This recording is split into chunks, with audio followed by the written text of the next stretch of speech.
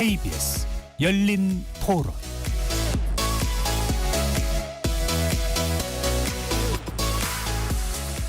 여러분 안녕하십니까? KBS 열린 토론 한상권입니다. 20대, 30대와 50대 후반 이상의 조합으로 이루어진 이유 자체가 애초에 이게 가족으로 보통 형성되는 단위입니다. 20, 30년 정도의 세대 격차를 가지고 굉장히 강한 결합력을 보이기 때문에 이 세대 포이론이라는 것이 사실 강한 힘을 발휘할 수 있는 것이죠. 세대 포이론 말이 되는 소리입니까, 여러분? 세대를 포용해야지요. 어떻게 아픈 데를 더 찔러서 소위 말하는 염장을 질러가면서 자기 이익을 챙기면서 타인에게 고통을 강요합니까? 네, 지금 들으신 내용은요. 지난해 대선 국면에서 이준석 당시 국민의힘 대표, 이재명 더불어민주당 대선 후보의 세대론과 관련된 발언이었습니다. KBS 열린 토론 매주 목요일 정치 바깥에서 국회를 바라보는 색다른 시선, 정치 토크 국회 오해사당으로 여러분을 만나 뵙고 있습니다. 이제 22대 총선이 5개월도 채 안 남았죠? 그러네요. 정치권의 총선 시계가 빨라지고 있습니다. 유권자들의 비율, 세대별 표심에도 관심이 옮겨가고 있습니다. 내년도 총선은 우리나라 선거 역사상 처음으로 6070 장년층의 유권자 수가 2030 청년층의 유권자 수를 앞섭니다. 이른바 그레이 선거가 될 거란 분석이 나왔습니다.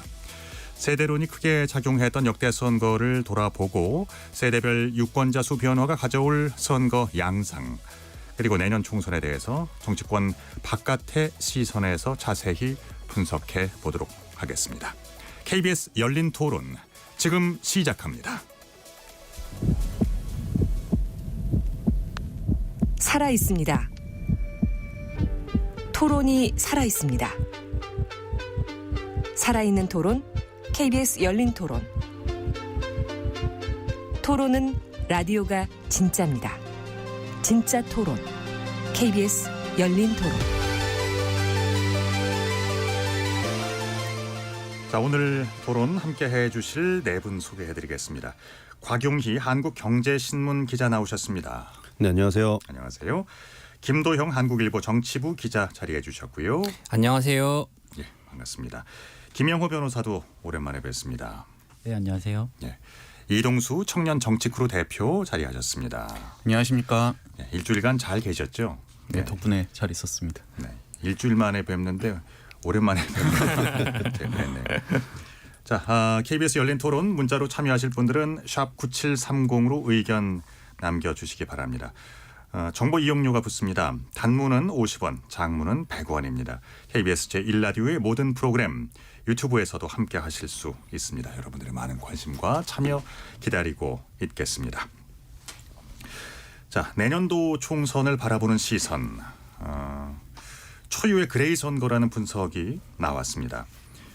불과 한 20년 전만 해도 2030 세대가 60세 이상의 장년층에 비해서 한 3배 정도 많았는데 급격한 변화가 지금 진행이 되고 있습니다. 우리 김도형 기자가 이 내용을 직접 취재를 하셨습니다. 유권자 수와 내년도의 총선 어떤 분석이 나왔습니까?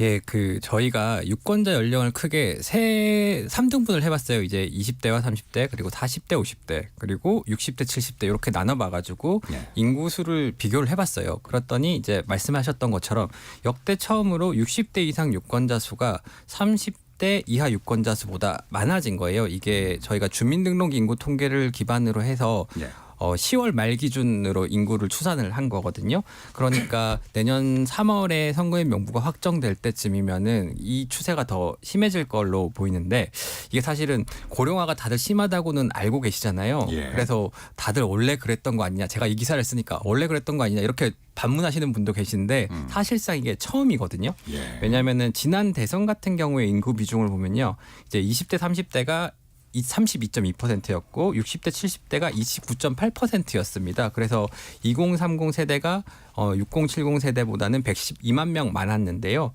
근데 이게 올 10월 기준으로 해가지고 이게 역전이 된 거죠. 그리고 이게 단순히 그 전국 전국의 인구로만 한 게 아니라 저희가 이제 동단위 연령별 데이터를 다 받아가지고 그렇게 분석을 했는데 그래서 각 지역구별로 적용을 해봤어요. 그래서 지난 총선에는 이 그레이 저희는 그레이 선거구라고 이름을 붙였는데 60대 이상이 30대 이하보다 많은 그레이 지역구가 59개였습니다. 지난 총선에. 근데 내년 총선에는 10월 기준으로 했을 때 113개가 돼요. 근데 253개 지역구의 절반에 절반 정도 되는 수치가 거의 이제 그레이 지역구가 된 겁니다. 그렇습니까? 원래는 경북이나 호남 같은 그 주로 이제 지방 쪽에 이런 지역구들이 많았는데 새로 그레이 지역구가 된 지역구들은 보통 이제 수도권이나 PK 이제 산업의 기반이라고 할 수 있는 이런 곳들이 다 고령화가 굉장히 심해졌더라고요. 네. 그래서 사실 저희는 이제 단순히 고령화가 됐다는 걸 넘어서 이 총선이란 되게 중요한 분기점에서 이 고령화가 우리 사회에 미칠 영향에 대해서 좀 진지하게 논의를 해보고 싶다는 차원에서 기사를 기획을 했었습니다. 정치인들에게 사실 제일 중요한 게 유권자들이다 보니까 이 유권자들의 인구 비중이 세대 간 갈등 국면에서 어떻게 총선에서 정책으로 나타날까 이런 부분들을 좀 기사로 좀 짚어보고 싶었습니다. 네, 아주 흥미로운 내용입니다. 이게 그러니까 출산율이 절대 요인이겠죠. 제가 이거 보셨어요? 80년도에 동아일보 기사인데 문창국민학교라고 있었어요. 이게 사당 쪽인가? 에 있는 학교인데 전교생이 9,561명이었어요. 대학교 아닐까? 그렇죠. 근데 35년이 지나서 2000년대에 이제 넘어서니까 666명으로 그러니까 93%가 줄어들었습니다. 참 여러분들은 어떻게 지금 80년대생이 이제 주력을 이루고 계시는데요. 과거와의 차이 이게 무엇으로 느끼고 계시는지 어느 분부터 해주시겠습니까? 예. 일단 저 같은 경우에는 곽 기자님, 수치로만 이제 말씀을 드리면 합계 출산율이 0.78이었는데 이틀 전에 이제 발표에 따르면 0.70으로 추락을 했다고 하더라고요. 근데 이제 0.6 시대가 눈앞에 온 거죠. 이게 무슨 의미냐면은 가임기 여성이 평생 2명 중 1명만 애를 낳는 수준으로 이제 떨어진 건데 이제 인구 분포표도 보시면 이제 옛날에는 산업화 시대는 피라미드 형태였는데 이제 점점 역피라미드로 뒤집어지고 있는 상황이 너무나도 명확한 추세입니다. 근데 제 개인적으로는 어떤 경험이 있었냐면은 아이가 이제 올해 초등학교에 입학을 했는데 공교롭게 제가 졸업한 초등학교를 갔어요. 근데 그 초등학교가 저 때는 한 반에 10개, 한 학년에 반이 10개가 됐었고 한 반에 50명이 넘었습니다. 오전 오후반에 있었습니다. 근데 이제 지금 제가 얼마 전에 학부형으로 가봤더니 그 한 학년에 반이 3개밖에 없고 한 반에 20명, 30명도 안 되는 그런 아이들이 있는 거더라고요. 같은 지역에 같은 학교인데 그렇게 된 같은 거죠. 학교예요. 그래서 너무나도 명확하게 비교가 되는 상황이더라고요. 그래서 한 반에서 축구팀이 하나가 안 나와요. 남자가 11명이 안 되니까. 축구를 하려면 돈을 주고 이제 아카데미에 가서 해야 되는 거고. 그러니까 이런 현상이 좀 더 심해지는 것 같고 또 이제 얼마 전에 좀 대기업 경제연구소에 어떤 이제 권위 있는 연구소에 이제 어떤 연구원을 만났는데 저한테 농담처럼 교육에 그렇게 돈 들이지 마라. 그래서 왜? 했더니 예전에 우리처럼 아등바등 살 때는 교육했어야 되는데 이제는 한국인인 것만으로도 어떤 취업 시장이 유해질 수 있다. 이런 얘기를 하면서 정말 세상이 많이 바뀌었구나라는 걸 느꼈습니다. 저랑 많은 시대를 공유하고 계시는 것 같은데. 전 70년생인데. 생이면 제가 아니 그런 건 아니고. 그 오전 오후반이 따로 있었다. 그렇죠. 저희 때 얘기거든요. 이게 80년대 초반생들까지 이렇게 적용이 되는군요. 조금 더 늦은 세대.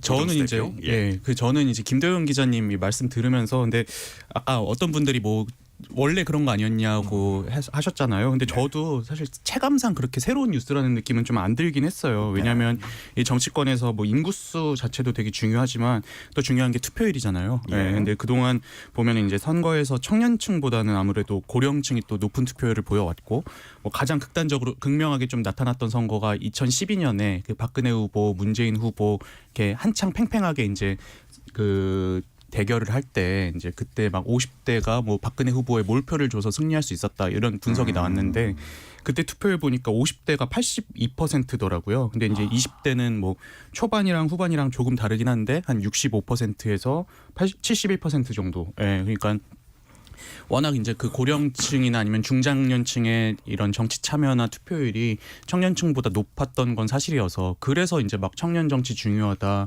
뭐 청년들 정치에 관심 가져야 된다, 뭐 이런 얘기가 나왔던 거잖아요. 네. 근데 저는 그래서 이제 유권자 수에서 뭐 이제 6070, 5060이었나요? 예, 6070이 뭐 6070입니다. 예, 이제 2030을 역전했다고 해서 그렇게 막 이게 새로운 뉴스인가 하는 느낌은 들긴 하는데 다만 이제 문제는 앞으로가 좀 이제 변수가 될 것 같습니다. 왜냐하면은 이제 한 70년대생들까지만 해도 한 해 한 100만 명 정도 태어났잖아요. 네. 근데 이제 제가 보니까는 2002년 같은 경우에는 한 해 출생아 수가 50만 명 미만으로 떨어졌고 그리고 이제 20년 지나서 2022년 같은 경우 작년 같은 경우는 또 25만 명 선이 무너졌더라고요. 그러니까 이제 2002년생들을 뭐 절반 세대 이렇게 한국일보에서 보도했던 게 기억이 나는데 지금은 그 반의 반 세대가 또 등장한. 그러니까 이제 앞으로 좀 시간이 흐르다 보면은 이 인구 불균형 문제가 좀 선거에서 또 큰 화두가 되지 않을까라는 생각이 들었습니다. 그렇군요. 우리 김영우 변호사께서는 그 이 대표님이랑 친구시죠? 네, 친구입니다. 네. 그 뭐 어떤 점을 소회를 느끼십니까? 저는 이제 변호사니까 개인적으로 이제 지방 출장이 좀 많은데요. 이렇게 저도 이제 고향이 이제 광주 광역시인데 광역시에 살다가 이제 서울특별시에 사는 그 격차도 굉장히 큰데 이게 시군구 그 기초자치단체만 가봐도 이게 청년 인구를 거의 볼 수가 없습니다. 그래서 이게 터미널에 내리는 순간부터 법원까지 가는 그 과정에서 네. 거의 청년 인구를 볼 수 없을 정도로 좀 이 고령화가 많이 진행이 된 것 같아요. 근데 그런 면이 그 김도현 기자님이 취재하신 대로 6070 세대가 처음으로 이제 2030 세대를 좀 압도했다라는 비율로 나타난 것 같습니다. 그래서 이동수 작가님 말씀처럼 이게 6070이 31.4고 2030이 31.1이니까 단순히 이 인구 비율의 편차보다는 이 투표율의 세대별 투표율이 사실상은 좀 더 중요하다는 말에 굉장히 공감하고 예. 그런 면에서 제가 최근에 선거에서 이제 세대별 투표율을 좀 찾아봤는데요.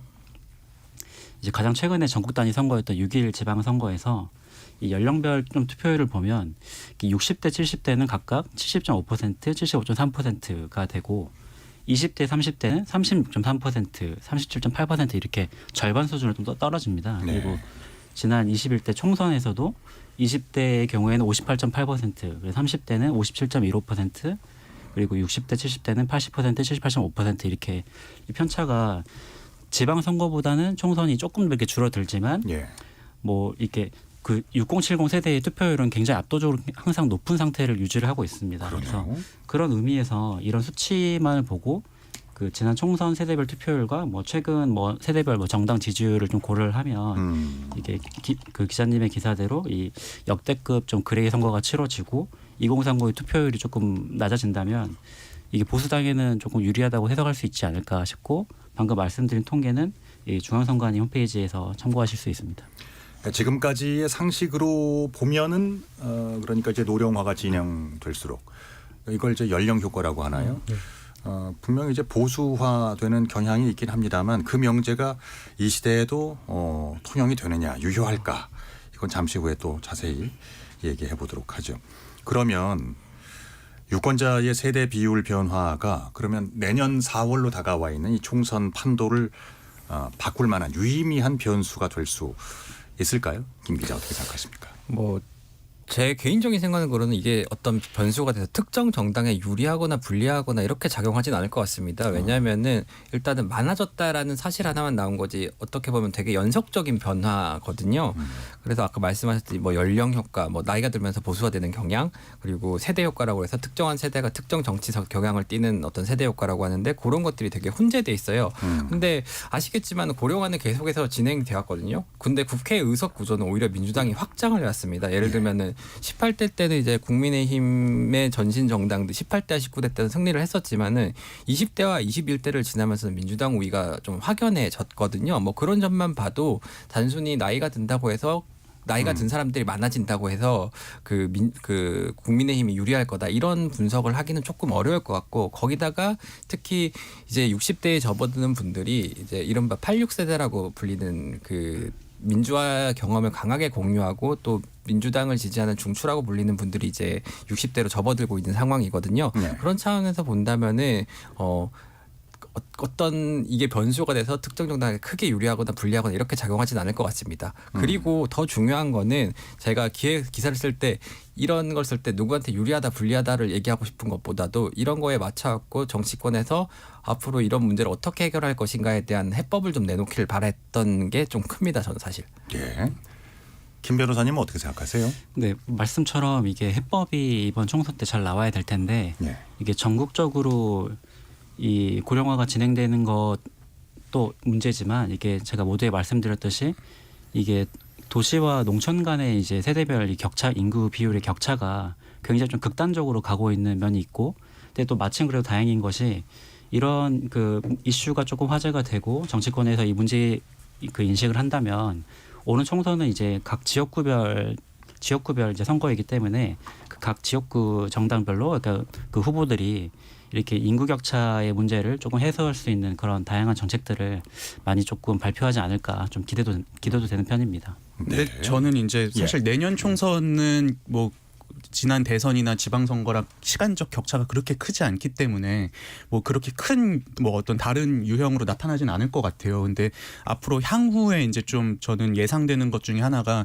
지금 보면은 이제 60대 이상 세대는 국힘에 대한 지지가 되게 강한 편이고 4050 세대 같은 경우는 이제 그 민주당에 대한 지지가 되게 강한 편이잖아요. 근데 이게 이제 말씀하셨던 아까 그 세대 효과의 일환이라고 생각을 하는데 지금 40대 같은 경우에는 되게 압도적으로 다른 세대에 비해서 지금 민주당에 대한 지지를 강하게 하고 있는 상황인데 이제 시간이 흐르면은 이 세대가 사실 지금 인구 수로 보나 아니면 앞으로 이제 뭐 남은 기대 수명이나 이런 걸 고려했을 때 가장 큰 한국 사회에서 가장 큰 집단을 형성할 거란 말이죠. 그래서 저는 그래서 이제 약간 민주당이 좀 우세해지는 시기가 점점 더 오지 않을까라는 좀 생각이 들더라고요. 그래서 이제 보수 정당이 네. 이제 지금의 모습에서 이제 변화를 꾀하지 않으면은 앞으로 진짜 좀 더 위험해질 수 있지 않을까라는 생각이 들었습니다. 네. 곽 기자님. 그냥 뭐 약간 뭐 번외적인 생각인데 사실 이제 연령대로 예를 들어서 내가 오늘 49세야. 근데 이제 내일 59세가 됐어. 근데 성향이 막 그렇게 갑자기 급변하거나 이러지 않잖아요. 네, 네, 뭔가 네. 정치적인 이벤트라든지 아니면 교육 기준으로, 예를 뭐 수능 세대, 학력고사 세대, 이런 삭종 세대 이렇게 나눈 그 논문이 있더라고요. 그런 세대별로 이렇게 좀 디테일하게 구별을 하는 게 오히려 좀 더 그런 연령에 대한 세대별 차이를 좀 이렇게 구별할 수 있는 게 아닌가, 좀 이런 아이디어도 좀 있었으면. 그러니까 취재하면서 이제 느낀 건데 연령 효과라고 하거든요. 이제 보수화되는 거를 네. 그 효과보다는 이제 세대 효과, 특정한 세대가 가지는 정치적 경험들이 오히려 굉장히 큰 영향을 미치는 게 우리 사회다라는 생각이 들어요. 왜냐하면은 정치적으로 워낙 많은 격변을 겪어왔고 그들이 공유하는 정치적 경험이라는 게 너무 거대한 경험이다 보니까 네. 그 덩어리들로 이렇게 돼 있더라고. 다른 나라 같은 경우에는 특정 세대가 특정 정치 경향을 이렇게 똑같이 지는 이런 경우가 그렇게 많지는 않다고 하더라고요. 그래서 저도 그래서 생각하는 게 이제 그 지금의 이제 4050 세대가 나이가 들어가면서 보수화돼서 국민의힘을 찍는 게 아니라 이제 4050 세대가 나이가 들어가면서 민주당이 이제 그들의 이익에 맞춰서 보수화될 가능성이 훨씬 더 크지 않을까 이런 생각이 좀 들었습니다. 그러니까 그 한 이제 인물이 사회화되는 과정에서 겪었던 그 깊이 낙인돼 있는 뭐 이제 80년대 학번들, 90년대 초반 학번들은 보통 그렇단 말이죠. 그 민주화 세력에 대한 어떤 부채감 같은 것들이 좀 있고요. 그 80년대 생들은 어떻게 우리 곽 기자님은 그 세대를 결정짓는 뭔가 그 코호트적인 면이 뭐가 있을까요? 저는 일단 저는 최루탄 냄새라고 생각을 했었는데 저까지는 최루탄 냄새를 못 맡았어요. 99학번들까지는 최루탄 냄새를 좀 맞아본 것 같더라고요. 저는 사실 이제 지금의 2030 세대에게 가장 큰 영향을 끼친 거는 양극화 문제가 아닌가. 이제 어렸을 때부터 저만 해도 초등학교 때 IMF 외환위기 와서 이제 좀 뭐 주변에도 그렇고 되게 어려운 적도 있었고 또 이제 20대가 됐을 때는 글로벌 금융위기라든지 아니면 또 마침 이제 그 당시에 2000년대에 되게 그 신자유주의라든지 세계화 이런 바람이 불면서 이제 일자리들이 점점 해외로 빠져나가고 외국에선 또 이제 노동자들이 유입되고 이런 경험들을 했단 말이죠. 그래서 저는 그래서 이런 문제들에 맞춰서 이제 정당들도 어떤 의제나 아젠다를 발전시켜야 되는데 아직까지도 과거의 그 산업화대 민주화 구도라는 이 구도 속에서 이제 정당들이 경쟁을 하고 있다 보니까는 지금의 2030의 무당층 비율이 높아진 이유가 거기에 있지 않나, 좀 그런 느낌을 많이 받았습니다. 상당히 현실적이고요. 실용적이고. 근데 저희 세대에서는 이 IMF 문제뿐만 아니라 저는 그 박근혜 정권 때 있었던 그 촛불 집회가 가장 큰 임팩트였다고 저는 좀 생각이 듭니다. 80년대 후반생이시죠? 88년생이네요. 네. 근데 이제 소위 이제 586 세대라고 말하는 이제 50대 이상의 이제 그 세대들은 이 과거 이제 군사 정권 말씀하신 최루탄 댐세처럼 군사 정권에도 맞서서 좀 적극적으로 정치 참여를 해서 이렇게 헌법을 바꾸신 세대잖아요. 근데 반면에 이제 우리 촛불 집회를 했던 세대라고 표현을 하면 이제 그분들은 이게 그 평화적인 집회 시위를 통해서 이렇게 헌법은 바꾸지 못했지만 대통령을 탄핵시키고 이렇게 정권을 교체했단 말이죠. 그런 경험이 이게 그 구세대와 뭐 신세대로 나누자면 이렇게 각각 있는 건데 그 정치적 효능감이나 그 임팩트의 차이에서는 과거 586 세대가 정말 좀 강렬하지 않았나 싶습니다. 그렇습니다. 그러니까 이런 그 변하는 환경에 걸맞게 이제 총선 준비에도 지금 한창 이제 돌입해 있을 거란 말이죠. 각 정당들마다 선거 전략도 이런 세대별 맞춤형 디자인 정책들을 내놓겠죠. 의식을 하고 있겠죠, 지금. 그렇죠. 이제 이틀 전에 이재명 민주당 대표가 직접 얘기를 하셨잖아요. 간병비를 급여화하겠다. 이게 이제 민주당 총선 1호 공약인데 누가 봐도 뭐 이거는 네, 그레이 표심을 실버 표심을 잡기 위한 정책인 거고. 예. 근데 이제 간병비 이슈는 정치적으로 선점하기 되게 좋은 이슈 같아요. 왜냐하면은 부모, 그러니까 피부양자인 7080뿐만 아니라 그걸 부양해야 되는 4050, 60의 마음까지도 사로잡을 수 있는 이슈이기 때문에. 근데 이제 문제는 요즘에는 이런 이슈를 내놓았을 때, 실버 이슈를 내놨을 때, 그레이 이슈를 내놨을 때 다른 정당도 바로 따라올 가능성이 높거든요. 예. 그 공약만으로는 차별이 어렵고 이걸 언제 어떻게 풀어나가냐, 요 방식이 좀 차이가 있을 것 같은데. 그러니까 예를 들면서 민주당은 이제 건강보험에 포함시켜 버리자. 근데 저도 이제 복지부 추리를 해봤지만 사실 강병비는 MRI 시원하게 한번 막 2천만씩 찍고 이런 거랑 달라요. 정말 10년 장기로는 10년까지 계속 매달 400만씩 쭉 나가야 되는 거거든요. 이게 건강보험에 엄청난 부담을 줄 수 있는 이게 좀 맹점입니다. 이제 반면 지금까지는 여당과 정부는 간병에 외국인 근로자를 들이는 식으로 해가지고 서비스 공급 비용을 낮추자 이런 이제 입장이거든요. 그러니까 민주당이 이런 이슈 선점에 대해서 국힘이 어떤 식으로 나올 거냐. 그러니까 재정 부분을 잘 홍보를 해서 민주당의 공약을 좀 이렇게 물타기를 할 건지 아니면은 이런 재정 소비형 공약을 그대로 그냥 팔로우업 할 건지 이게 좀 관건이 될 것 같고 또 이제. 국힘의 실버 정책은 최근에 뭐 확정된 건 아니지만 양도세, 상속세 완화가 아마 되지 않을까. 지금 상속세 현행 최고 세율이 60%인데 이거를 이제 OECD 상속세 평균 이제 26% 정도로 낮추는 방안을 검토 중이다. 근데 이것도 사실은 괜찮아요. 왜냐하면은 자식에게 이제 손실 없이 재산을 물려주고 싶어하는 중장년 세대 마음 너무나 명확한 거고 젊은 세대도 당연히 내가 받아야 되는데 내가 어떻게 이거 다 부담하냐. 이기 때문에 되게 좋은 이제 공약 대상인 거고. 근데 정말 중요한 거는 여기서는 이 거친 공약들을 불안한 눈빛으로 쳐다보고 있는 20대들 해당이 없는 사람 이 세대들의 그것을 얼마나 잘 이런 그 정책적인 문제를 잘 설명을 해주고 납득을 시킬지 이 문제도 되게 중요한 것 같습니다. 정작 이제 정말 부담은 20, 30대들이 짊어지게 될 수도 있죠. 그럴 가능성이 좀 크죠. 이동수 대표는 어떠세요? 근데 저는 이제 뭐 그 고령층의 투표율이 높아서 뭐 고령층의 이익이 많이 대변된다 막 이런 이제 우려들이 많이 있잖아요. 근데 전 진짜 그런가 싶은 게 오히려 60, 70 세대는 투표율이나 그동안 정치 참여했던 거에 비해서는 좀 아젠다나 이런 게 부족하지 않았나 하는 생각이 들거든요. 말씀하신 간병 문제 같은 경우도 이미 예전부터 되게 문제가 되었는데 요즘에서야 좀 이제 정치권에서 얘기가 나오고 있고 또 우리나라 지금 노인 빈곤율이라든지 노인 자살률 지금 세계 1위 수준인데 근데 이제 그동안 이런 문제를 해결하기 위해서 정치권이 얼마나 이제 고심을 했을까 했을 때 저는 약간 좀 물음표를 갖고 있습니다. 그래서 저는 비록 뭐 청년 정치, 뭐 정책 이런 것들 주로 많이 다뤄왔지만 좀 우리 사회가 이제 지금이라도 이제 좀 노인 빈곤이라든지 아니면은 그 중장년들의 재취업 문제 이런 것들을 좀 제대로 고민을 해봤으면 좋겠다는 생각입니다. 그렇습니다. 그래서 이제 한 5개월여 앞으로 다가와 있는 총선 때문에라도 굳이 인기 없는 하지만 꼭 필요한 뭐 이런 담론들 이런 정책들 이걸 내놓을 필요가 있냐 이렇게들 생각을 하겠죠. 그러니까 그 세대별로 이해관계가 걸려 있는 정책 현안들 제일 먼저 떠오르는 게 이제 연금 개혁 이런 거 아닐까요? 건강보험 청년 세대의 표심에도 이게 이제 장기적으로 보면은 부담은 그들의 몫이 될 수도 있지 않습니까? 어떤 영향을 미치게 될 거라고 보십니까? 김도윤 기자. 이게 당연히 너무 당연한 일이죠. 왜냐하면은 총선이 아니라도 연금 개혁을 예로 들자면 늘 미뤄왔거든요. 예를 들면 문재인 정부 같은 경우에서도 이제 연금 개혁을 한다고 했지만은 그냥 개혁안만 던져놓고 그 다음에 실제로 이걸 하지는 않았었고 윤석열 정부도 지금 뭐 강하게 추진한다고 해서 안을 내놨는데 구체적인 숫자가 지금 없는 상태 아닙니까? 예.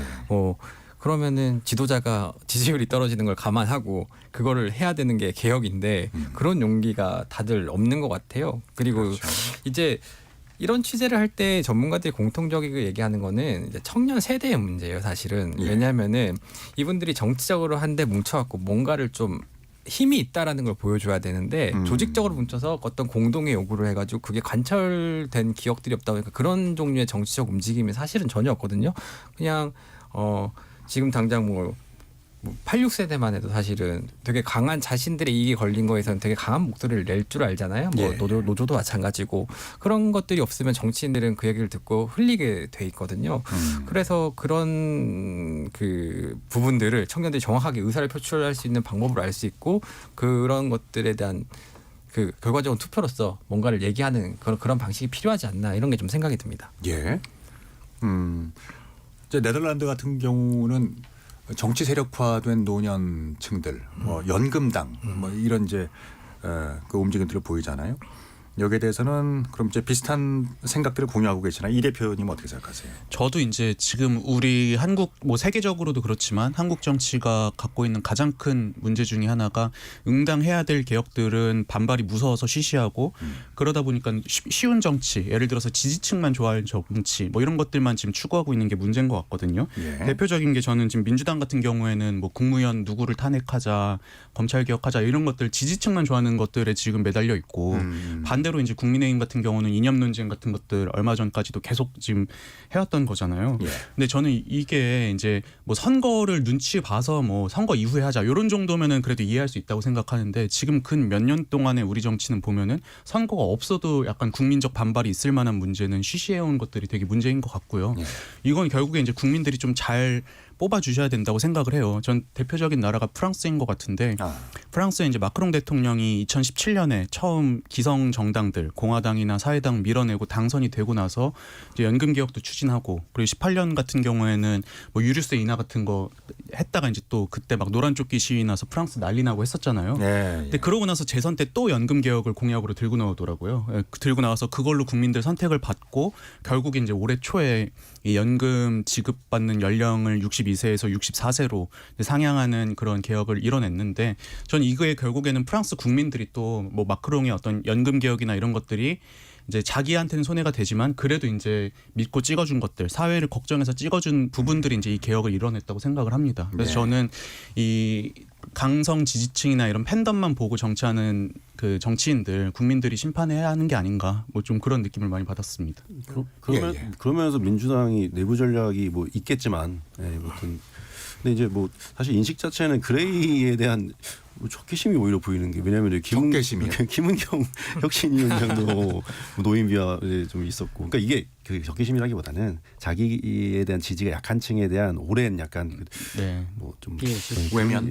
자기 안 뽑아주는 데니까 그거에 그냥 좀 대한 약간 약간 무시하고 이런 게 수건이 좀 있었겠죠. 있는 네. 간 얘기가 들고 또 다른 얘기지만 뭐 최강욱 전 의원도 뭐 여성 비하 발언 논란이 있었고, 그러니까 이제 뭐 사실은 내부 단속부터 하는 게 사실은 이제 입 단속부터 하는 게 사실은 이제 더 중요한 전략이 아닌가 하는 생각이 드네요, 요즘에는. 네. 그런 생각도 드네요. 그러니까 본인의 소구층에 잘 보이고 싶어 하는 거는 뭐 뿌리칠 수 없는 당장의 표가 왔다 갔다 하는데 누구라도 그렇지 않겠습니까?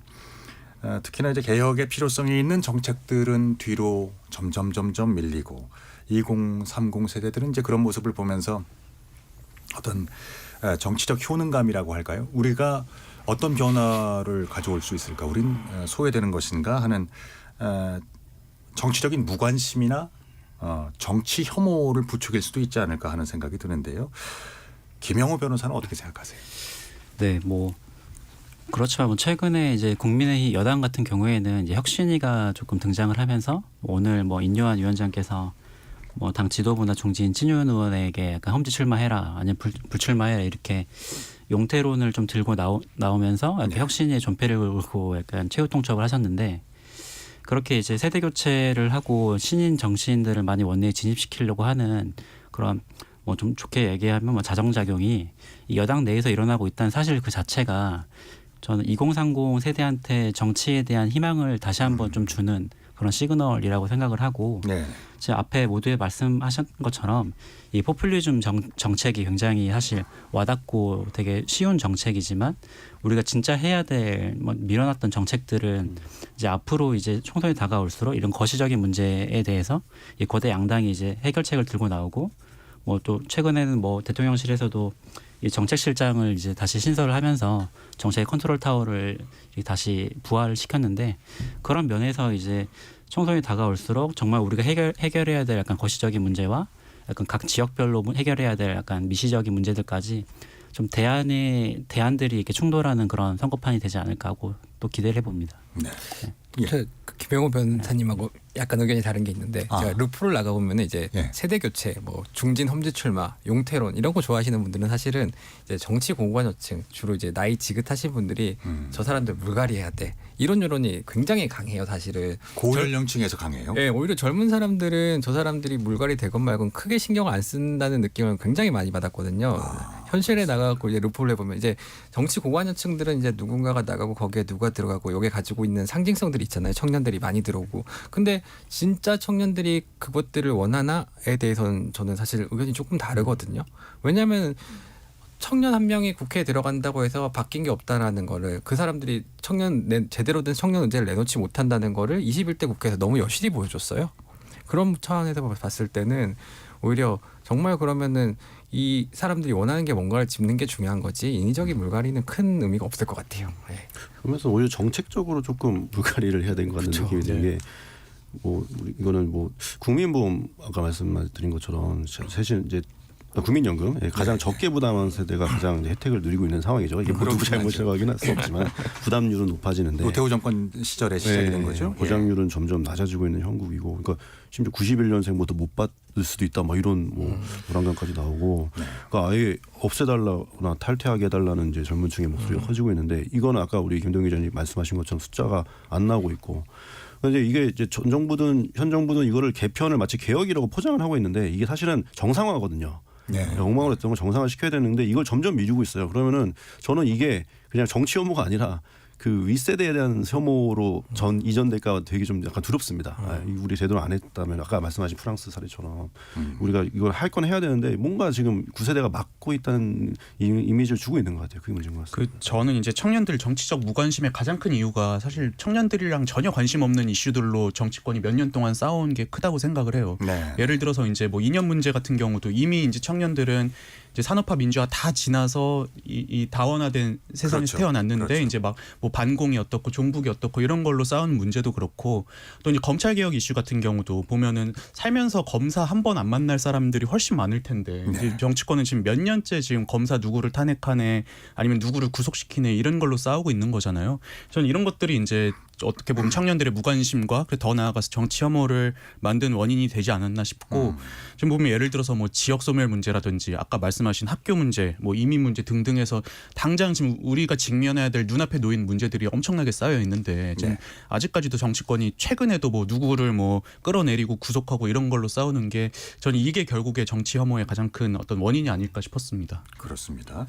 그러니까 그 연장선상에서 말이죠. 정치권이 2030 세대를 어떻게 바라보고 있느냐, 그들을 어떻게 정치적으로 소비만 하고 있는가에 대한 뭐 그런 이제 인식들. 그 내년 총선용 홍보 현수막 문구가 이제 공개되면서 그 2030을 겨냥한 거죠. 뭐 정치는 모르지만 돈은 많고 싶어를 비롯해서 아주 비판의 문매를 맞았죠. 네. 그 정치권이 바라보는 청년 세대는 어떤 것 같아요? 그 제가 민주당 출입 기자 입장에서 그게 뭐 자기들 입장에서는 청년을 겨냥한 건 아니었다라는 뭐 입장을 내놓기는 했습니다. 근데 문제는 뭐냐면은 늘 타자인 거죠. 청년이라는 거는 이제 정책 결정의 그 중추에 들어와서 같이 의논을 하고 하는 게 아니라 우리가 어떠한 그 결론을 내서 이런 것들을 해주면 얘네들이 좋아하고 우리에게 표를 주지 않을까. 그리고 우리는 청년과 미래를 생각하는 뭐 좋은 정당 이런 이미지만 만들려고 되게 노력하는 거잖아요.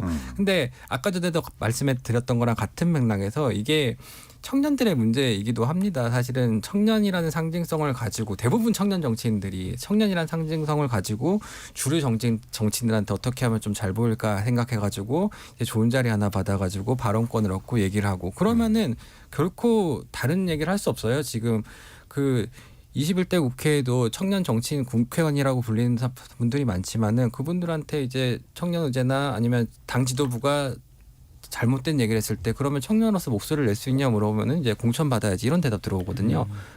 그런 문제들이 항상 있는 거죠. 그 한준호 의원이 단장 아니었어요? 홍보단장. 네, 맞습니다. 홍보위원장입니다. 그렇죠. 이제 그 민주연구원에서 오랫동안 준비한 작업이었죠. 예. 상당히 저 감각 있고 젊고 능력 있는 인물로 왜 이렇게 이런 결과가 왜 나오는지 저는 좀 궁금해요. 힙하다고 생각했나 봐요. 네. 그게 뭐 내부적 설명은 굉장히 복잡한데 어쨌든 민주당이 잘못인 건 맞는 거죠. 이 대표님. 저는 근데 이제 약간 정치권이 좀 잘못 생각하는 게 유치하면 청년이라고 생각하는 것 같아요. 저도 요즘은 이제 좀 30대 중반 넘어가서 그런 요청을 안 받는데 한 20대 후반이나 30대 초반 때 뭐 청년 정치 관련해서 인터뷰하면 자꾸 막 그 사진 기자분들이 이상한 포즈 요구하시고 뭐 들고 좀 찍어라 막 이런 거 되게 많이 시켰거든요. 청년이니까 뭐 발랄해 보이고 뭐 이렇게 보여야 된다고.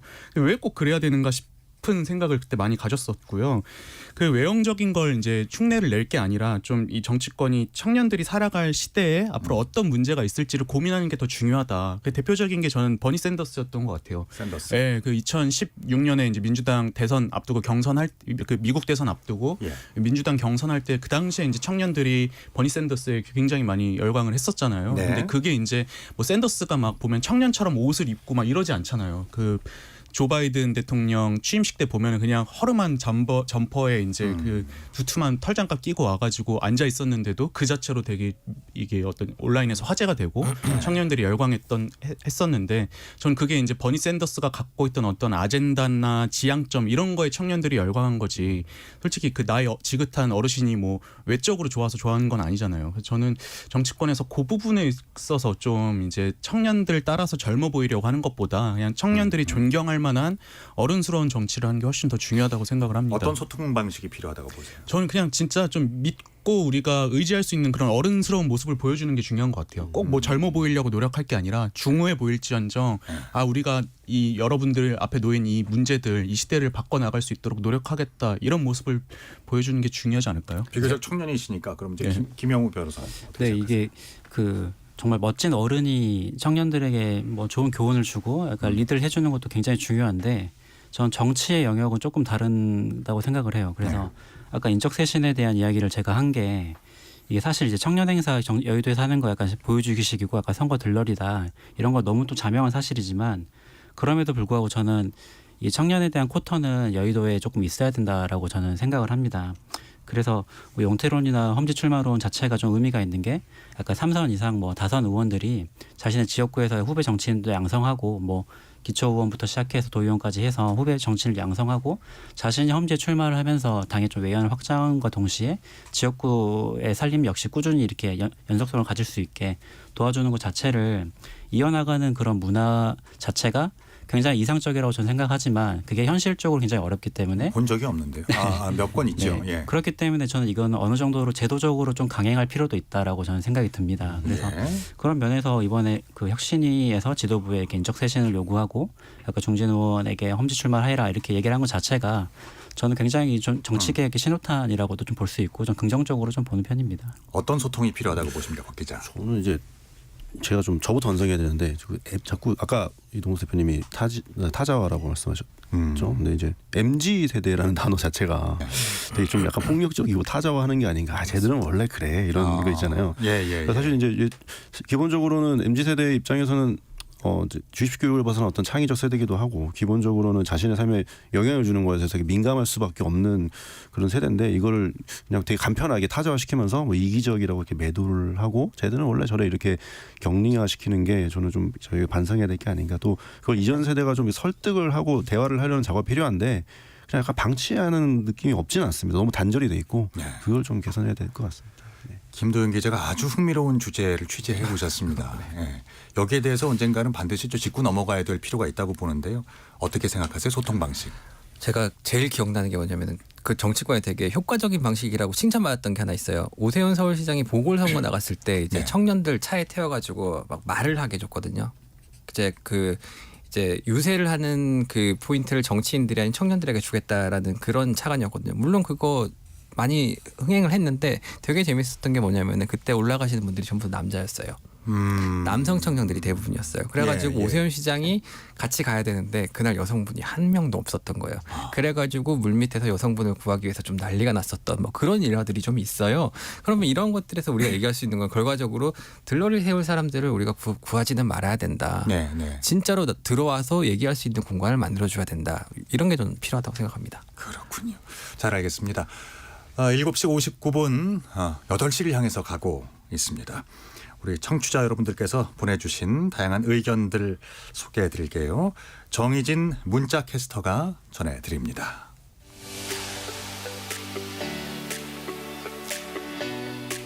네, 지금까지 청취자 여러분이 보내주신 문자들 소개합니다. 성우님, 저도 그레이 유권자입니다만 앞으로는 거대 양당에 한 표를 행사하지 않을 생각입니다. 진정 국민을 위하는 정치를 하는 참신한 제3정당이 나오기를 기대해봅니다. 2048님, 정치권이 바뀌지 않는다면 앞으로 정치 참여에 있어서 세대별 양극화는 점점 더 심해질 것 같습니다. 지금 우리나라 정치권은 청년과 관련된 의제를 선거를 위해 이용만 할 뿐 진정한 청년 정책이나 청년 정치에 관심이 없는 게 문제입니다 해주셨고요.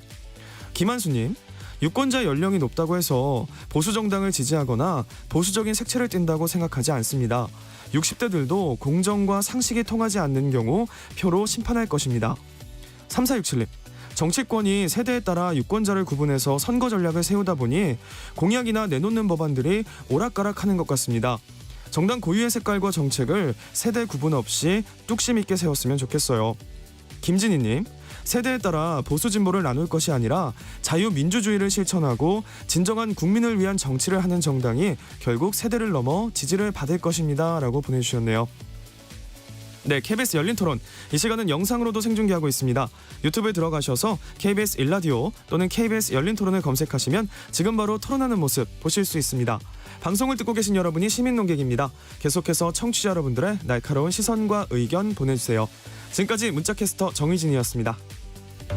상대 얘기 중에서도 맞는 얘기가 있잖아요. 그러면 예, 거기까지 동감이 이루어졌으니까 그럼 또 요 다음 가시죠. 무슨 정반합 이렇게 가야 되거든요. 이기고 지는 걸 떠나서 좋은 결론을 도출해내셨으면 좋겠어요. 선 넘지 않는 그런 토론. 별로 의미는 없을 것 같아도 그래도 그런 자리가 자꾸 있어야 뭐가 변화가 있을 것 같아요. 그렇게 하다가 보면 뭐라도 뭐 하나 얻어 걸리는 게 있겠죠.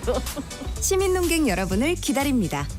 평일 저녁 7시 20분 KBS 열린 토론.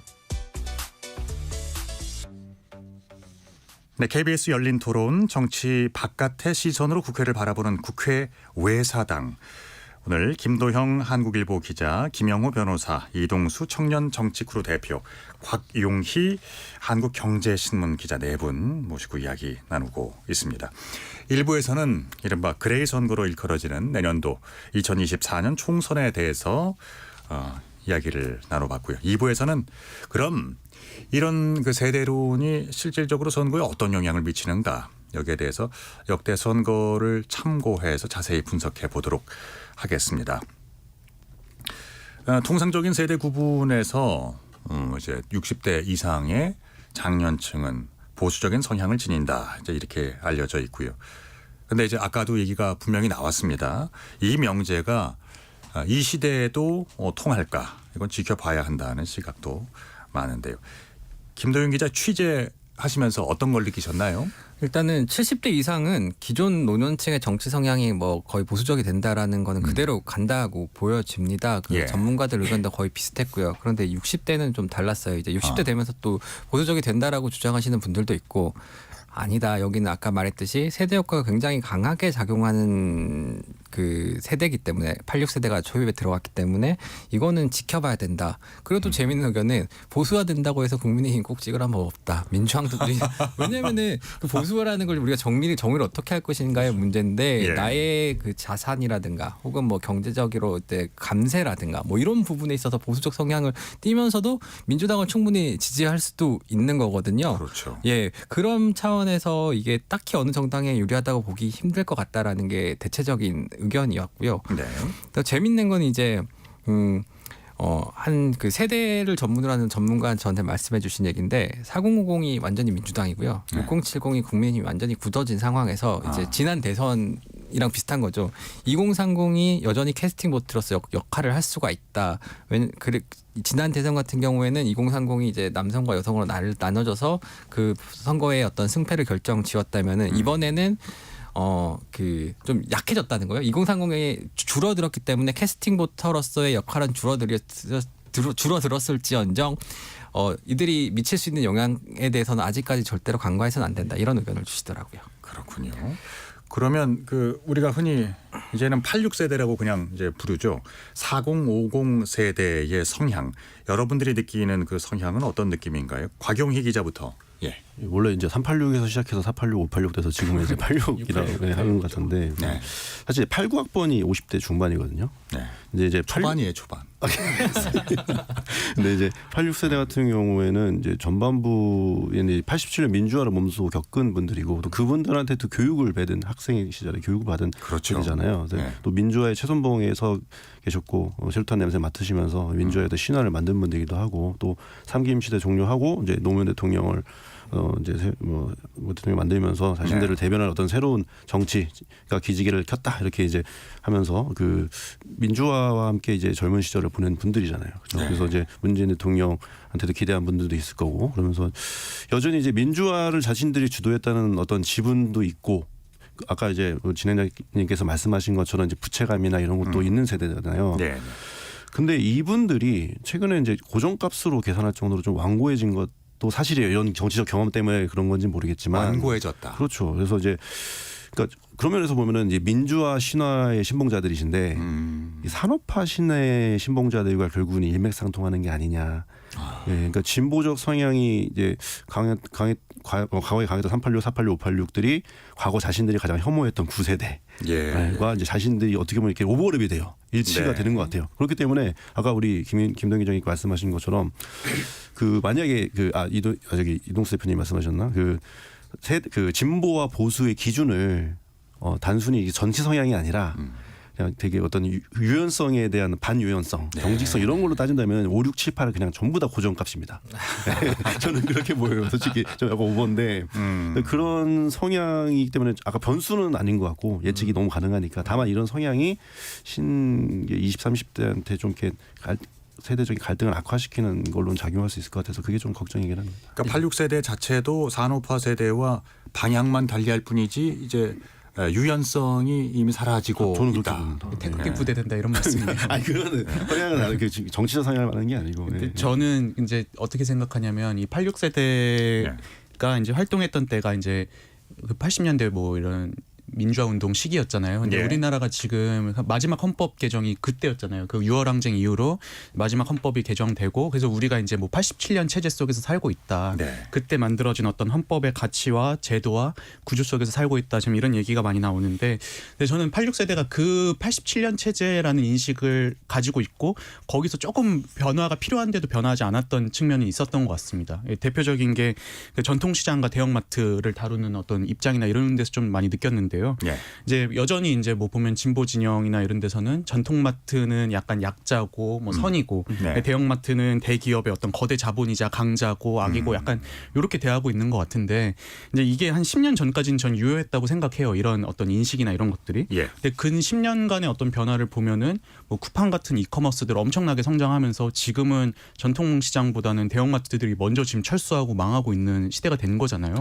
이걸 이런 어떤 시대에 맞춰서 변화해야 되는데 이제 변화하지 못한 부분이 있는 것 같고 그걸 이제 극명하게 보여준 사건이 지난 대선 때 이제 광주에서 그 국민의힘이 복합 쇼핑몰 만들겠다 이걸로 좀 반향을 일으키니까는 그때 이제 정의당의 공동대표를 하셨던 그 세대의 이제 한 분께서 어떤 말씀을 하셨냐면은 광주에는 5일장이 3개나 있어서 복합 쇼핑몰 같은 거 필요 없다 이렇게 주장을 하셔가지고 이게 또 청년들 사이에서 난리가 난 적이 있었어요. 저는 이게 좀 상징적으로 보여주는 사건이었다고 생각을 합니다. 그래서 이제 지금 이 시대 변화에 맞춰서 86세대 때도 어떤 아젠다나 인식의 변화를 깨하지 않으면은 사실은 이제 청년들의 어떤 근 몇 년간 계속됐던 이탈은 또 계속되지 않을까 싶습니다. 이것도 아픈 말씀이시네요. 그러니까 87세대, 86세대는 그들조차도 기득권이 되어가고 변화를 거부하는 완고함에 갇혀가고 있는 그렇군요. 그러니까 두 분 모두 이번 선거에서는 어떤 유의미한 변수로 작용하는 면과 함께 이제 예측 가능하다는 것이죠 지금. 예. 상수죠, 상수. 상수. 이게 정치권에 약간 이런 재밌는 얘기들이 있는데 86세대가 사실은 자기 힘으로 월급을 벌어갖고 집을 살 수 있는 아마 마지막 세대였을 거예요. 그리고 이제 문재인 정권이 짓고 나니까 예. 부동산 가격이 많이 올라왔잖아요. 이런 이해관계들이 되게 잘 맞아떨어지는 그 구조가 있거든요. 사실은. 네네네. 그런 차원에서 좀 볼 필요도 있을 것 같습니다. 그렇군요. 김영호 변호사는 어떻게 생각하세요? 실제로 그 리서치뷰 자체 조사로 그 23년 10월 30일부터 31일 사이에 여론조사를 돌렸는데 정당 지지율에 대한 여론조사에서 그 40대는 56대 28로 민주당을 좀 지지를 했고 50대는 53대 33으로 또 민주당을 좀 지지를 했습니다. 그래서 확실히 좀 4050 세대는 좀 말씀하신 것처럼 약간 민주당을 지지하는 율이 굉장히 높은 것 같은데 저는 또 한편으로 좀 제 사견으로 좀 말씀드리면 저는 오히려 이렇게 민주당을 지지하는 이유가 그 부동산 정책이 뭐 27번 이상 바뀌면서 이 부동산 폭등을 맞이하면서 연끌을 해서 부동산을 사신 분들이 굉장히 많고 그분들이 이제 30대 40대를 주로 이룰 텐데 이런 정책 실패 이런 정책으로 인해서 자신의 그 재산에 대한 변동이 직접적으로 경험한 세대가 30대 40대이기 때문에 어떤 정당에 대한 충성도나 뭐 이념적인 맹목적인 추정이 아니라 국회에서 내가 지지하는 정당이 어느 정도 파워가 있으면 내 생활 자체에 영향을 줄 수 있는 정책이 일어날 수 있구나라는 거를 학습을 경험이 있으신 것 같아요. 그래서 그런 면에서 약간은 제 생각으로는 민주당이 총선에서 이길 수도 있을 것 같다고 예상을 하고 그럼 차라리 이긴 사람이 확실하게 밀어줘서 우리 정책 밀어넣자. 약간 이러한 좀 가설도 저는 좀 생각을 해보고 있습니다. 그러니까 20은 모르겠으나 3040은 저는 이제 처음에 그 말씀하시는 그 방향을 보고 스윙 보터라는 말씀을 하시려고 하나 이제 생각을 했거든요.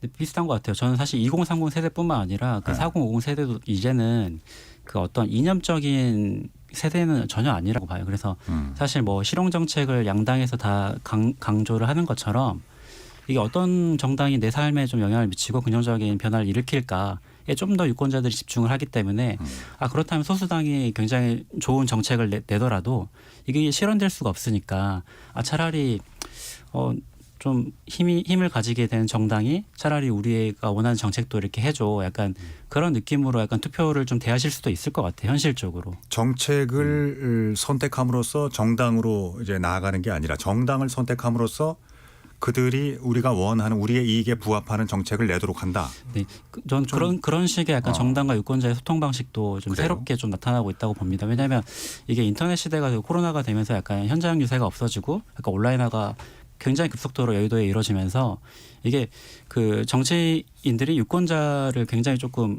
빠르고 신속하게 좀 만날 수 있는 소통 창구가 굉장히 좀 많아졌거든요. 그런 면에서 좀 민감하게 의원들이 좀 반응하고 선거가 다가올수록 그런 경우가 많이 발생할 수 있기 때문에 앞으로는 약간 유권자가 오히려 약간 정당을 이용하는 선거를 더 많이 할 수 있지 않을까 싶습니다. 알겠습니다. 그리고 그 전통적으로 우리가 믿어왔던 그 믿음이 그러니까 2030 세대는 일단 진보적인 성향을 지닌다. 이 명제도 이 시대에는 깨지기 시작하는 것 같아요. 몇 차례 선거에서도 그러니까 2030 세대 내에서도 표심이 좀 분산되는 경향을 보이기도 하고 실제로 느끼시는 것들은 어때요? 김도영 기자 말씀해 주실래요? 확실히 20대가 진보적이라는 명제는 깨졌다고 봐야 되는 거죠. 그리고 이제 이분들의 특징이 뭐냐면 정당 지지가 상당히 유동적이다. 이제 예. 아까 곽영희 기자님이 그 경직성이라는 표현을 해주셨는데 이분들한테는 그 경직성이 잘 안 나타난다고 보여져요. 예를 예. 들면은 예전 세대는 내가 지지하는 정당, 뭐 지역이든 아니면 세대든 뭐 그게 하나 정해져 있으면은 나는 곧 죽어도 이 사람 찍어야 된다라는 그 의지가 굉장히 강했다면은 2030 세대에서는 특히 20세대에서는 그게 좀 덜 나타나는 것 같아요. 그 내가 찍었던 정당이라도 특히 20세대 남자들이 많이 그러잖아요. 조금만 잘못하면 얼마든지 지지를 철회할 수 있고 거기에 대해서 굉장히 강한 톤의 비판도 할 수 있고 뭐 그런 게 나타나는 세대가 아닌가 싶어요. 그런 차원에서 제가 조금 기대를 갖는 거는 이분들이 투표만 좀 많이 한다면은 네. 분명한 정치적 영향력을 가질 수가 있게 되는 거거든요. 그렇군요. 저도 이제 김도현 기자님 말씀에 공감하면서 예. 이렇게 보면은 요즘 근래 어떤 추이를 보면은 그 2030이 뭐 스윙 보터다 이건 대체로 동의를 하시는 것 같아요. 근데 과거에 생각했던 스윙 보터는 그런 거였던 것 같아요. 뭐 제가 이제 30대인데 뭐 평소에 민주당을 찍다가 아 요즘 민주당 좀 못하는 것 같으니까 투표 안 해야지 약간 이런 정도로 생각을 해왔다면은 예. 이제는 아 여기 싫으니까 이제 반대 정당 찍어야지 이게 이제는 거리낌이 없어진 어떤 상황이 된 것 같고 예. 그 이유가 제가 이제 뭐 온라인 커뮤니티나 이런 데서 보면 이렇게 쭉 살펴보면은 예. 40대 50대들이 많이 가는 온라인 커뮤니티는 여전히 이제 이런 정치를 선악의 구도로 좀 보시는 경향들이 좀 있는 것 같아요. 아무리 예. 그래도 어떻게 저기를 찍냐 약간 이런 게 있는데 예. 2030은 약간 소비자 같이 아 뭐 삼성 휴대폰을 사냐 뭐 애플 휴대폰을 사냐 이런 느낌처럼 아 이 당 싫으면 저 당 가면 되는 거고 저 당 공약이 마음에 들면 저기 찍으면 되는 거고 약간 이런 취향들을 좀 경향들을 보이고 있는 게 아닌가 합리적이네요. 예, 그런 것 같습니다. 근데 다만 아쉬운 거는 예.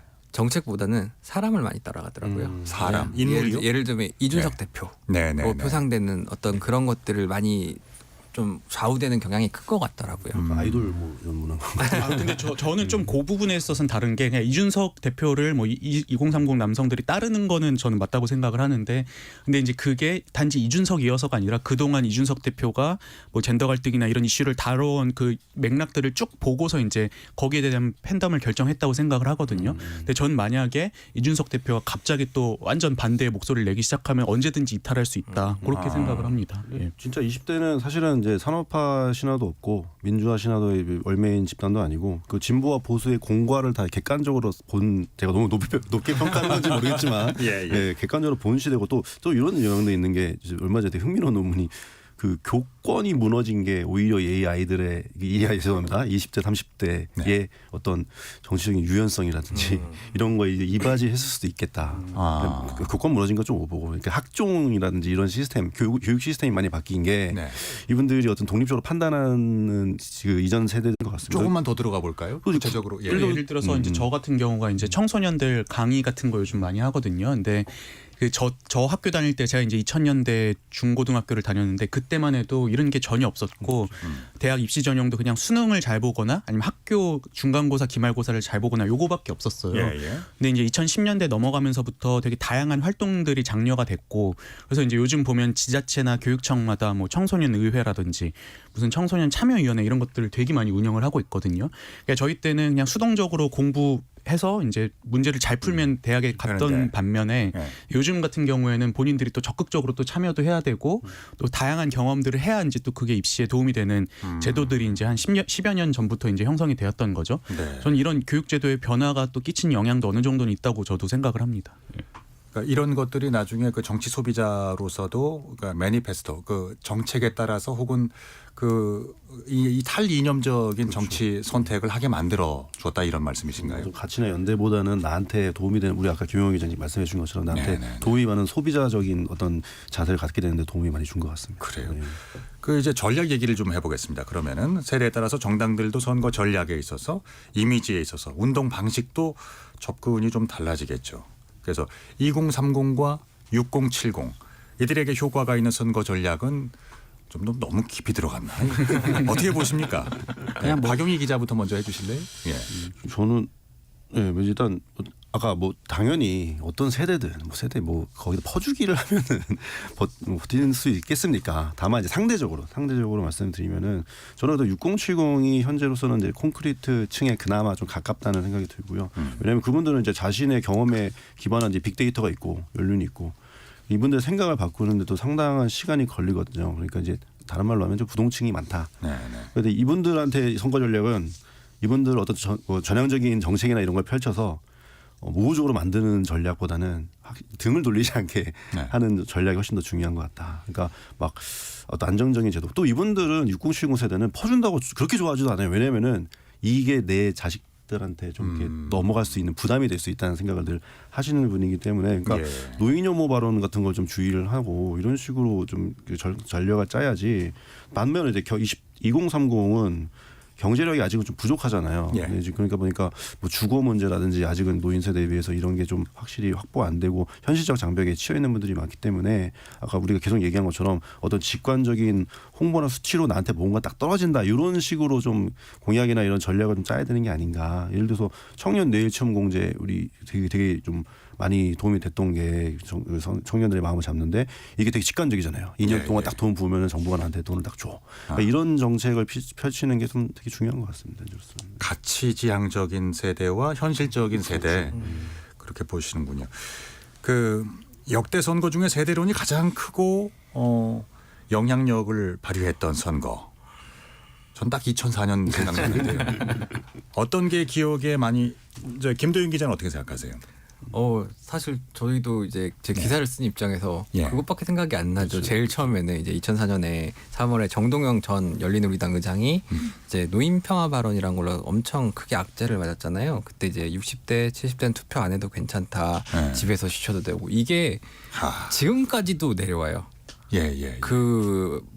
이제 노인 평화 발언 나오면은 다시 정동영 의원이 소환되고 또 소환되고 그렇게 되기 때문에 이게 가장 크고 영향력이 있었고 앞으로 잊혀지지 않을 그럴 종류의 어떤 발언이 아니었나라는 생각이 듭니다. 그래요.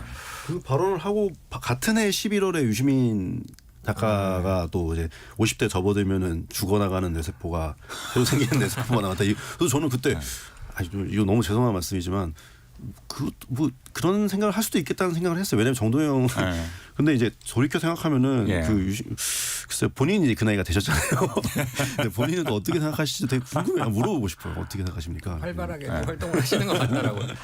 근데 이제 이 세대론이 꼭 이렇게 나쁜 영향 끼친 것도 있지만은 좋은 영향 끼치는 사례들도 좀 있는데 그중에 사실 좋은 영향은 그 청년층에 구했을 때는 크게 효과를 못 보더라고요. 오히려 이제 노령층을 그 타켓으로 한 그 세대 정책을 정확하게 던졌을 때는 큰 그 반향을 있는데 뭐 제일 특별한 게 이제 사실 박근혜 전 대통령 그 기초노령연금 이제 인상하겠다고 사실 그 완전 다 덮어버렸잖아요. 이제 거기에 이제 기본소득, 기본연금이냐 아니면 보편적 복지냐 아니면은 뭐 선별적 복지냐 이런 것까지 해가지고 완전 이슈를 집어삼켜버렸는데 지금 생각하면은 노령연금 하면은 박근혜 전 대통령만 남아 있잖아요. 그게 실제적으로 어떻게 이루어졌냐, 공약을 지켰냐 이런 거 다 떠나가지고 그런 메가 이슈 전략은 그렇게 많지는 않았던 것 같아요. 그때가 이제 킬러 콘텐츠였다는 핵심이었어요. 그 두 분은 어떤 기억이십니까? 네, 뭐 가장 최근에 있었던 그 인트로에도 나왔듯이 이준석 대표 전 대표의 세대포 이론을 가장 들 수 있을 것 같아요. 세대포 이론. 예, 그래서 실제로 이제 20대 대선이 끝나고 그 방송 3사 출구조사에서 2030 남성의 경우에는 윤석열 후보를 지지했고 2030 여성의 경우에는 그러니까 이재명을 지지하는 지지율이 더 높게 나왔는데 그게 뭐 이준석 전 대표가 약간 노린 건지 아니면 노리지 않은 건지는 잘 모르겠지만 진위는 모르겠지만 이 자체가 뭐 모두에서도 4050과 2030을 뭐 하나의 가족으로 묶어서 그 세대를 포위한다 약간 이런 취지로 다가갔는데 그 이준석 대표의 뭐 행보나 그런 당시의 메시지를 보면 사실 이제 2030 여성을 약간 배제를 시키고 그 20대와 30대의 남성을 약간 결집시키면서 그 20대 대선 전에 전통적으로 2030 청년층이 민주당을 지지한다는 그런 약간 클래식을 약간 깨버린 그런 전략이었거든요. 결과적으로 성공을 했고요. 그래서 그렇군요. 굉장히 좀 기억에 남습니다. 실제로 이제 선거율, 선거 투표 참여율 얘기를 해보겠습니다. 투표장에 투표를 하러 가는 2030 세대의 투표율이 상대적으로 낮고 그래서 중장년층의 투표율은 상대적으로 높다. 이게 이제 일반적인 상식입니다. 김도윤 기자가 취재한 바에 의하면 어떠했습니까? 이게 중앙선거관리위원회에서 표본조사를 매 총선마다 실시를 하거든요. 거기를 보면은 진짜 저도 이제 좀 많이 놀랐는데 60대 투표율이 지난 총선의 경우에 60대 투표율이 80%, 70대 투표율이 78.5%고요. 그리고 20대가 58.7%, 30대가 57.1%예요. 그리고 좀 재밌는 거는 18세, 19세는 60%를 넘었던 것 같아요. 좀 높아요. 처음 투표를 하시는 분들이 와가지고 좀 높았던 것 같고. 근데 문제는 여기에다가 이제 인구수까지 곱해가지고 총 투표자 수에서 이 세대가 차지하는 비율을 환산을 하게 되면은 6070 비중이 전체 유권자의 31.4% 정도가 됐는데 예. 전체 투표자에서 차지하는 비율을 하면 36.5%까지 되거든요. 네. 근데 이제 4050 세대가 어쨌든 간에 지금까지 인구 중추니까 제일 많은데 4050 세대가 한 37% 돼요. 그러니까 실질적으로 이 사람들이 미칠 수 있는 영향력이 거의 4050 세대만큼 되는 거죠. 근데 2030 세대 투표자는 26.5%밖에 안 되거든요. 투표자 중에서 차지하는 비율이. 근데 네. 인구 비중에는 31.1%란 말이에요. 그렇기 때문에 자신들의 정치적 영향력을 점차적으로 약화시키고 있다라는 결론이 나오게 되는 거죠. 그렇군요. 예. 또 다른 의견 있으십니까? 저는 물론 이제 투표율도 낮고 인구 규모도 다른 데 비해서 이제 점점 적어지기 때문에 그런 뭐 과소 대표되는 측면이 있을 수는 있겠지만 꼭 그렇지만도 않다고 생각하는 이유 중에 하나가 이제 전통적으로는 보면은 뭐 청년층 20대부터는 굉장히 진보적이고 나이가 들어감에 따라 이제 보수화되는 경향이 있었다면 요즘은 그게 깨진 지금 시대란 말이죠. 예. 이제 오늘 계속 얘기가 나왔던 것처럼 이 세대별로 세대 효과가 되게 크게 작용을 하고 있는데 그렇게 되면 오히려 2030의 어떤 투표의 힘이 더 전 세질 수 있다고 생각을 합니다. 왜냐하면은 네, 그래서 4050 대 6070의 구도에서 결국에 이제 이게 팽팽하게 붙어버리면은 적은 표여도 누가 결정하느냐 그 캐스팅 보터가 되게 중요해지는 거잖아요. 알겠습니다. 네, 그래서 지금 2030의 표가 결코 적지 않다 이렇게 생각을 합니다. 자, 그러면 이제 시간이 얼마 남지 않았는데 세대 간의 갈등을 줄일 수 있는 선거 어떤 정치적인 여건 토대가 필요할 거라고 생각하시는지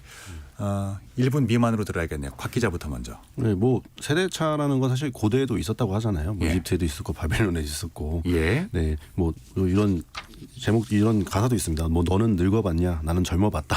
뭐 이런 얘기 많이 하잖아요. 그러니까 이건 되게 자연스러운 현상이고 받아온 교육이 다르고 사회 정치적 경험이 다른데 이거에 대해서 막 무조건 막 타파야 됐다 이게 아니라 좀 역지사지의 어떤 정신, 상대방이 어떤 걸 원하는지, 내가 뭐가 필요하고 상대방이 뭐가 필요한지 이걸 좀 화합하고 이렇게 대화할 수 있는 그런 장을 좀 마련해 주는 게 필요한 것 같습니다. 알겠습니다. 김도영 기자. 그 세대론이 꼭 나쁜 게 아니에요. 왜냐하면 너무 다 자연스러운 거잖아요. 당연히 세대가 처해져 있는 환경이 다르고 살아온 그 맥락이 다르니까. 예를 들면 임금이나 주거 같은 거 다 다르지 않습니까? 거기에서 갈등은 필연적으로 발생할 수밖에 없는데 제일 문제는 이걸 어떻게 효율적으로 조정하느냐의 문제고 그걸 효율적으로 조정하기 위해서는 자신들의 의견을 정말 잘 내야 되는 거 아니겠습니까? 네. 그래서 제가 진짜 말씀드리고 싶은 거는 투표하러 가셔라. 청년층들이 예. 투표하러 가셔서 자신의 말씀을 하셔라. 그러면은 진짜 변화하는 걸 느낄 수 있을 거다 이런 생각이 듭니다. 알겠습니다. 저도 그 김 기자님 말씀처럼 그 법학에서도 권리 위에 잠자는 자 보호받지 못한다고 이게 유권자분들이 투표하지 않으면 이게 영원히 그 세대에 갇힐 수밖에 없어서 적극적으로 투표하셨으면 좋겠습니다. 네. 저는 결국에 똑같은 한국 사회 안에 살고 있는 거잖아요. 그래서 꼭 어느 세대의 문제뿐만이 아니라 그냥 우리 정치권이 한국 사회가 전반적으로 직면한 문제를 해결하기 위해서 좀 노력했으면 좋겠습니다. 예. 그리고 세대별 투표율의 격차를 줄이는 것도 좀 고민을 해봐야 될 것 같아요. 어떤 요인이 있다고 보세요? 이번 취재 기간에. 예. 결과적으로 분노 아니면 희망이거든요. 너무 싫어서 찍거나 예. 아니면은 뭔가 그 미래에 대한 비전을 해서 찍고 싶어서 찍어주는 그게 필요한 거거든요. 근데 대부분은 분노로 귀결이 됩니다. 이제 특히 총선 같은 경우에는 대선 같은 경우에는 정말 멋있는 비전을 내놓는 대선 후보자를 찍고 싶어서 나가는 경우가 있지만은 예. 총선처럼 지역구로 나눠서 정당이 치르는 경우에서는 누구 한 사람이 너무 싫기 때문에 나가는 경우가 많거든요. 분노. 예.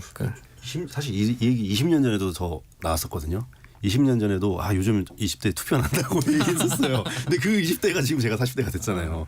그러니까 이게 저는 두 가지 요소가 필요한 게 이제 좀 변화가 가능해야 되는 건데 지금 이 상황은 좀 시간이 없지만 변환이 가능한 상황이고 저는 시간이 되면은 자기 삶에 정치가 끼치는 영향을 확인할 수 있다면 충분히 투표율이 올라올 거라고 생각을 합니다. 네. 그렇습니다. 본인이 소중하게 생각하는 것이 있다면, 지킬 것이 있다면 투표에 나서는 게 좋겠죠. 어떤 요인이 있다고 보십니까? 네, 저도 결국에 이제 우리 일상과 밀접한 그런 이슈들 가지고 이제 정치권이 이제 좀 논쟁을 벌여야 한다고 생각을 합니다.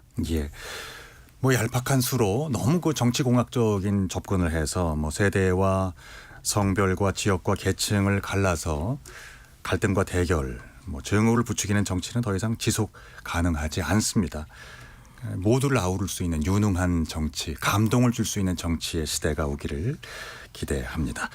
KBS 열린 토론 오늘 순서는 이것으로 마무리를 하겠습니다. 오늘 토론 함께 해주신 이동수 청년 정치 크루 대표, 곽용희 한국경제신문 기자, 김도형 한국일보 기자, 김영호 변호사 네 분께 감사드립니다. 즐겁게 토론했습니다. 오늘 참여해주신 청취자 여러분께도 감사드립니다. 지금까지 KBS 열린 토론 한상권이었습니다. 고맙습니다. 감사합니다. 고맙습니다.